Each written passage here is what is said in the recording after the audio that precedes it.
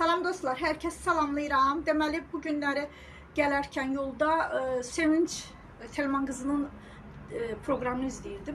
Ki, normalda mən YouTube'dan Reaksiya TV'dir, Yeni Müsavatdır, Xural qəzetidir, Azər Freedom'dır. Yəni, bu kanalları həmişə belə ya yolda izləyərəm, ya da evə gələndən sonra mutfaqda işimi görə filan izləyərəm. Bu aralar da biraz İzmir'e döndüm. Döner dönmez biraz işlerim yoğun idi diye çok şeyi de bilmedim. Bir neçə gündür bakmadım. Ama yolda gelirken dedim ki bir izleyeyim. Görüm dünyada ne var ne yok. Sevinç Osman kızın programını izleyirken baktım ki Səidə Bəkir kızı Azerbaycan'da bir kız var bilirsiniz. Ben düzdür onu Azerbaycan'da olanı tanımırdım ama yani kifayət qədər izlenen, kifayət qədər sosial problemlərdə qaldıran bir kızdı ki mən onu dəfələrlə eləşdirmişəm. Yəni hamı bilir. Ağdam məsələsində, hətta böyle haddi olmadan Türkiye abiler deyə barmaq sirkələ məsələsində bu siyonizm diliydi.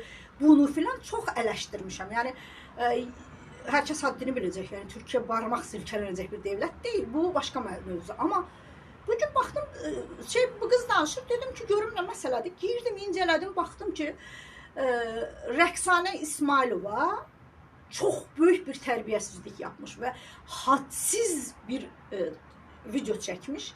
Aslında keşke bu videoların hamısı, bu telefonlar bunlar yasaklasalar. Aslında telefonlar, bu kamera açıp danışmak falan şey olmalı. Həkim raporuyla olmalıdır. Çünkü herkesin eline bu verilmemelidir. Ve her yerinden duran özünü jurnalist saymağa başladı. Ve jurnalistika 4. hakimiyyətdir. Özündən öncəki prezidentin, Nazirlər Kabinetinin ve Milli Məclisin fəaliyyətini ve məmurların fəaliyyətini denətləyən bir qurumdur. Və Heydər Əliyevin vaxtını çox özlədim. Və Heydər Əliyev dönemində nazirlərdən bir cümlə yazanda 50 yerdən zəng eləyib xahiş rica edirdilər davam etdirməyin deyə. Heydər Əliyev dönemində heç unutmuram. Yani böyle Ədliyyə Naziri ilə bağlı bir cümlə yazmışdıq. Aydın Qasımov özü zəng elədi. O vaxt Məhkəmə Qərarları İcrası İdarəsinin rəisinin bilmirəm sağdır. Rəhmətə gedib Allah sağdırsa canını sağ eləsin, rəhmətə gedibsə Allah rəhmət eləsin.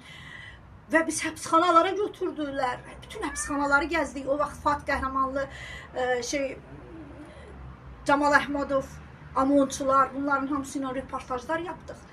Və Heydər Əliyev dönemində heç bir nazir jurnalistikaya yuxarıdan baxmırdı. Nəyin ki bu sənətçi dediyimiz, mən bunlara sənətçi demirəm. Bunlar Azərbaycanın mədəniyyət beşiği olan Azərbaycanın mədəniyyətsiz beşiyinə çevirdilər. Burada medianın böyük rolu var. Və bu ağzına gələni, məsələn, bir dənəsi kumraldı, nədir çıxmış. Ya Niyaməddin Musayeva deyir ki, necə olur deyir, mənim qızım beynəlxalq münasibətləri qutarıb. Mənim qızım olmalıdır orada. Ya Niyaməddin Musayev kimi bir sənətçinin kızı hardasa polkovnik imiş, buna kişinin kızı təəccüblənir və bunun da altına yorumlar yazırlar. Bu başka bir mövzu ama Səidə ilə bağlı Rəqsanənin yaptığı böyük bir tərbiyəsizlikdir. Hər kəs haddini biləcək və Səidə Bəkir qızını bir məsləkdaşım olaraq, bir qadın olaraq savunuram və bir sıradan vətəndaş da olsaydı, düşmənim də olsaydı savunacaqdım. Sən Səidə Bəkir qızına nə ilə irad tutursan? Lap belə tutaq ki, Səidə Bəkir qızı əvvəl işlədiyi iş yerində onun rəhbərləri ona cehiz alıb. Burada ne var ki? Burada ayıp bir şey yoktu. Biz Hürriyet gazetinde işləyəndə Qurban Məmmədovun zamanında Qurban bəy oradan evlənib gedən bütün kızlarımıza cehiz dəstək verirdi. Və bunu bütün Hürriyetdə işləyənlər bilir. Siz bunu ayıp niye bilirsiniz? Çünkü temiz, namuslu işleyen insanlara namuslu insanlar güzel değer verir. Ben anlayıram. Bazı insanlar gelir yeri harda olursa olsun yataktan keçdiyi için elə bilirlər hamı bunlar kimidir. Hamı sizin kimi değil. Hamıya sizin kimi o belden aşağı o çarpı çirkin, inanın baktım midem bulandı.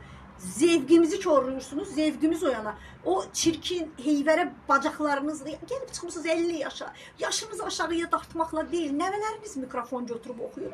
O çarpıq ayaklarınızla çıxıb orada bizim evimizə girmək zorunda deyilsiniz. Düzdür, mən televizorlara baxmıram. Çünki mən Azərbaycan televiziyaları aparıcı adı altında pəzəvənklər və mama rozaların əlinə verildi ki, bəzi özünə dırnaqarası sənətçi deyənləri ora çıxardıb yava-yava danışdırsınlar və bu yava-yava danışanlara da nə bilim zəngin iş adamları bu çıxsın Hacı Hoca, bunlar da oradan para qazansın. Efirləri genel evə çevirdilər və o yüzden mən heç bunların işimə baxmıram, silmişəm. Heç kusura baxmayın. Amma azacıq da olsa xalqın dilindən danışan, xalqın dərdini işıqlandıran məsləkdaşlarımızla savunmaq mənim boynumun borcudur ki, mən bu qızı yenə deyirəm Ağdam məsələsində oradan oturub belə qızara, bozara ağzını önə uzada cahilcəsinə abilər deyə Türkiyəni hədəfə qoymasına ki, o konuşma buradakı hansısa yobaza deyildi və zaman dinimizlə bağlı belə şey etməsinə buna etiraz edən biriyəm. Amma heç bir şey əsas vermir ki, o qızı bu cür əxlaqsızcasına eləşdirəsiniz. Sizlərlə müqayisədə sizlərdən çox üstədir. Xalqın dərdini anladır, birinin uşağının problemi olur, anladır. Qarabağ qazisinin bir problemi olur, anladır.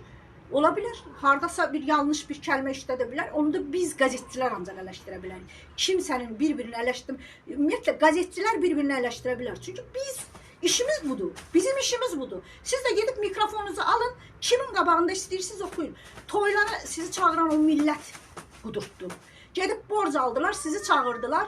İndi milləti də it yerinə qoymuşsunuz. Heyvərə bədəninizlə milletin evinə girirsiniz. Nə haqqınız var? Sizin o heyvərə çirkin bədəninizə bizim evimizdəki həyat yoldaşlarımız, evlatlarımız baxmaq zorunda mı? Axı nədən? Nədən siz bunu bu qədər şey edirsiniz? Nədən? Nədən siz bunu bu qədər bu insanları başa düşmək istəmirsiniz? Bir gün Zeynəb Xanlarovadan sərt bir yazı yazmışdım. Millət qəzetində işləyirdim. Allah rəhmət eləsin. Şadman Hüseynovla məclisdə müsahib açıqlama alacaqdım. Asəf müəllim, Asəf Orcoğlu dedi ki, Nigar biraz gir gəl Şadman bəydən bir açıqlama al. O gün bir qanun layihəsi ilə bağlı açıqlama almalıydım. Gördüm Şadman bəy aşağıda yox, dedilər yuxarıdadır. Neyse yuxarıya doğru çıxarkən mənim arkada kedimi də görürsünüz arkadaşlar. Yuxarıya doğru çıxarkən gördüm ki Zeynəb Xanlarova ilə Şadman Hüseynov liftin qarşısında durublar. Yaxınlaşıb salam verəndə Şadman Hüseynov da dedi ki Zeynəb xanım dedi bu da bizim Nigardır dedi. O Zeynəb xanım bəlli ki Şadman bəyə irad bildirib. Çünki Millət qəzeti AMP-nin idi. Ben böyle güldüm. Güləndə dedi Zeynəb xanım dedi ki o jurnalistdir dedi. İstediğini yazabilir. Yani haddini aşmadığı sürece istediğini yazabilir ve beni utandırdı ve ben Zeynəb Xanlarova o yüzden böyük sənətçidir. Ve Zeynəb Xanlarovaların yerine indi gətirib sokaktan keçəni, bazorda kartoşka satanı, ne bileyim hansısa hacının yatağından çıxanı, hansısa iş adamının biraz əylənib sonra başından etmək üçün müğənni yaptığını koyarsanız sonuç bu olur. Azərbaycan devletinden xahişim. Bakın, dünyada o beynəlxalq hüquq, insan hakları falan deyilən bir şey yoktur. Ama sizin yaptığınız əslində Azərbaycan xalqını qoruyacaq bir şeydir. Yasaqlayın hər kəs, hər önünə gələn bu kameranı açıb önündə durmağı yasaqlayın. Ruhsal alın bunların danışması üçün. Bu efirlərə çıxardıb bunlara mahnı oxutsunlar. Ki səslərinə bir söz demirəm. Mahnı oxutsunlar, amma bunları danışdırtmasınlar. Danışdırdan o aparıcılar, özünü pəzəvəng, özünü Mama Roza kimi görən aparıcılar, belə yava-yava maşının qiyməti neçədir, villanın qiyməti neçədir, kim almışdı sənə? Bu tip adamlardan efirləri təmizləyin. Toplumu çox pis yerə götürürsünüz. O toplumu kasıblıq yıxmaz. O toplumu savaş da yıxmadı. O toplumun evladını savaşlara göndərib 44 gündə 3000'in üzərində oğlunu arxası üstə gətirib torpağın altına qoyduq, yenə yıxılmadı. Amma o toplumun əxlaqını əlindən alarsan, o toplum yox, o ölkəni bir daha ayağa qaldıra bilməzsən. Əxlaqsız toplumlar məhv olmağa məhkumdur. Bu tarixdə neçə dəfə olub, bunu ayrıca tarixdən xəbəri olanlar hamısı bilir. Və bu insanlarla öz kafasında özü necə ucalıbsa, hər kəs özü kimi sananlarla millətə işinə verə bilməzsiniz. Ayıbdır. Bir gün Flora Kərimova danışırdı. Bir dostumuz dedi ki, bu arvadın eline hiç mikrofon verməsə, çünkü yava-yava danışır. Düz deyirdi. O hər zaman deyirdi ki, buna verəcəksən mahnı oxuyacaq. Bəli, bəzi insanlar var ki, bunlara həqiqətən mahnı oxutduracaqsınız. Danışdırmayın. Sənəti də məhv elədiniz. Danışdırmayın. Görgüsüz biri çıxır ora. Ya Niyaməddin Musayevdir bu ya. Niyaməddin Musayevdir bu. Bu adamlar arvadlarının bunlara xəyanət etdiyini efirlərdə anladıb sonra millətə aşkdan, sevgidən danışırlar. Bunu jurnalist danışmayacaq, kim danışacaq? Etməyin, eyləməyin arkadaşlar. Etməyin, eyləməyin. Ki mən Rəqsanə həbs olunanda onu savunmuşam. Demişəm ki, Rəqsanəni niyə həbs edirsiniz ki? Rəqsanəni şantaj edən polisi alın demişəm. Amma bu demək deyil ki, bugün də Rəqsanənin bu tərbiyəsizliyini müdafiə edək. Sənin cəmaatın atasıyla nə işin var? Sən kimsən cəmaatın keçmişini araşdırırsan? Sən kimsən? O zaman get məni də araşdır. Denən ki, bu qız keçmişdə Ramiz Mehdiyevin bütün komanda sizə efirləri tanıtdıran, o dəyərləri yox edən Ramiz Mehdiyevin özündən onların bu yanlışlıqlarını yazdığım üçün o ölkədən məni didərgin saldıran, mənə iftira atıb mənə o ölkədən didərgin saldıran qadın özü rüşvət videosu yayıldı, həbs etdilər deyə oturdum, höngür ağladım və dedim ki, olmamalıydı, o bir qadındır. İndi də sənin üçün də eyni şey dedik, amma səni sevdiyimiz üçün deyil. Sən indi qalxıb bir qadına iftira mı atırsan? Sənin onun ailəsi ilə, uşaqları ilə nə işin var? Yanlış nə yazıb, sən də çıxdı ki, sən də gömbulsan. Burada nə var ki? Denən ki, mən çarpıq bacaq, çirkinəm. Sən də çirkinsən, köksən. Mənə də deyə bilərsən. Deyir ki, şiş qoysan, hə, nə olsun? Burada nə var ki? Ki, ikinci də jurnalistlərə cavab vermək sənin haddin deyil. Sənin ən yaxşı cavabın mahnılar yazdırıb, klip çəkdirib, mahnı oxumaqdır. Soyunub o çirkin bədəninizi hamınız üçündür. Aygün üçündə, sənin üçündə, Roya üçün, hamınız üçündür ki, Aygünün bədəni indi bunlarla müqayisədə çox-çox qəşəkdir. Amma hamınız çirkinsiniz. O çirkin bədəni ya mahnı oxuyacaqsınız, ya da gedəcəksiniz Kim Kardashian kimi. Deyəcəksiniz ki, biz bu yolu tutmuşuq. Kim Kardashian Ermənistana dəstək verir. Onu da sizə deyim. O Kim Kardashian bədənini sataraq oradan Ermənistan büdcəsinə paralar verirdi. Sizi kimi Azərbaycanın büdcəsini talayan rüşvətxarlardan para yığıb, millətin çıxıb canlı yayımlarda əxlaqını pozmurlar. Artıq buna son verilməli. Mən bu videomu Mehriban xanıma da, İlham Əliyevə də etiketləyəcəm. Buradan sağ olsunlar. Bundan neçənci dəfə olub ki, videolarımı etiketləmişəm. X-da direkt səhifələrinə. Oradan oxuyub zaten bəzi qaldırdığım məsələlərə də fikirlərini bildirirlər. Buradan üzümü Səidə xanımı tutub deyirəm. Ver məhkəməyə bacım. Ver məhkəməyə məsləkdaşım. Mən səni bəzi şeylərdə eləşdirə bilərəm, sən də mənə eləşdirə bilərsən. Amma nə mən, nə sən, nə də hər hansı bir X biri bizi təhqir etməyə haqqı yoxdur. Kimsənin kimsəni təhqir etməyə haqqı yoxdur. Heç belə atası rəhmətə getməyib, sap-basaq bir atası var. Belə sizə nə? İkinci də keçmişi ilə yenə deyirəm, kimsə kimsəni yargılayamaz. Öncə kendi keçmişinize bakacaksınız ve yargılayanlar həmişə öz keçmişiyle başkasının keçmişini eyni tutur.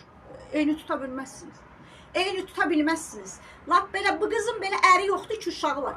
En azından sizlərlə tərəzidə müqayisədə çox-çox öndə durur ki, kız zaten deyir ki, həyat yoldaşım, uşağım olmaya da bilir ya. Boşanmaq çox normaldır. Siz 7'sindən boşana bilərsiniz, o da birindən boşana bilər. Amma bu o əsas vermir ki, siz ağzınıza gələni danışmalısınız və efirdə millətin evinə çıxıb. Sosial medyalar hamısı evimizin içindədir. Baxma deyə bilmirsiniz. Mən bugün yolda gələndə Sevinç Telman qızının programı telefonumu açdım, tam gözümün içine girdi. Baxmaq zorundayım. Baxmaq zorundayım. Ne kadar olursa olsun. Sizlər üzündən bizi hər şeydən təzrid edəməzsiniz. Və biz qəzetçiyik, işimiz danışmaq. Siz müğənnisiniz, işiniz oxumaq. Bilgisayar mühendisi, senin işin yazılımcılık yapıp bilgisayarlarla meşgul olmaktır. Həkim, senin işin sosyal medyada kalkıp orada özünü boşu-boşuna reklam etmek değil, insan sağlığıyla meşgul olmaktır. Müəllim, senin işin öğretmektir. Nazirler, sizin işiniz size havale edilen nazirliğin sorunları ve halka hizmet etmektir. Sizler hamınız bütün işinizi kenara koyup alıp elinize telefonda boş-boş orada danışasınız. Bir sürü qoyun da gelip altında size beğeni destek verecekse vay o milletin haline. Vay o şair deyirdi ki, yaman olur halimiz, səhv düşəndə yerimiz. Azərbaycanda maalesef ve maalesef yeri səhv düşən bu cahillərlə mücadilə çox zordur. İnşallah tezliklə bir reform olar. Azərbaycan medyası və Azərbaycan aidiyyəti qurumları bu məsələyə əl qoyar. Mən o teleradio şurası, radio şurası demirəm. Onlar bunlardan betər əxlaqsızdır. Altını çizərək deyirəm, əxlaqsızsınız. Əxlaqlı olsaydınız televiziyalar o gündə olmazdı. Artıq buraya qədər gəldik. Buraya qədər gəldik. Heç kim kusura baxmasın. Mən yenə deyirəm, jurnalistəm, doğruya doğru, yanlışa yanlış demək mənim işimdir. Bundan sonra da Səidə Vəkil qızı yəqin ki, öz haqqı üçün sonuna qədər gedəcək. Şəxsən mən Nigar, Azərbaycandan sosial mediada mənə küfr edən 50-nin üzərində adamla bağlı soruşturma başlatdırmışam. Türkiyədə də eyni avukatıma demişəm, hamısı ilə bağlı soruşturma başladı. Tutub gətirəndə də gəlib polis idarəsində it balası kimi zingildəyib 50 adama da zəng elətdirirlər. Heç kusura baxmayın. Siz haqqınızı dilinizi aşağınızla, beldən aşağını diliniz salıb orayla danışırsınız. Biz qanunlarla danışmaq zorundayıq. Hə, deyirsiniz ki, əşli nə olacaq? Qanunu icra edən hakimin də yatağından keçərəm. Yanılırsınız. Biz o hakimlərin o yataqdan və o taxtdan düşdüyünü çox gördük. Allah sənə rəhmət eləsin Heydər Əliyev. Sənin zamanında az da olsa bir məmurların qorxaqlığı var idi. Umarım davamı gələr.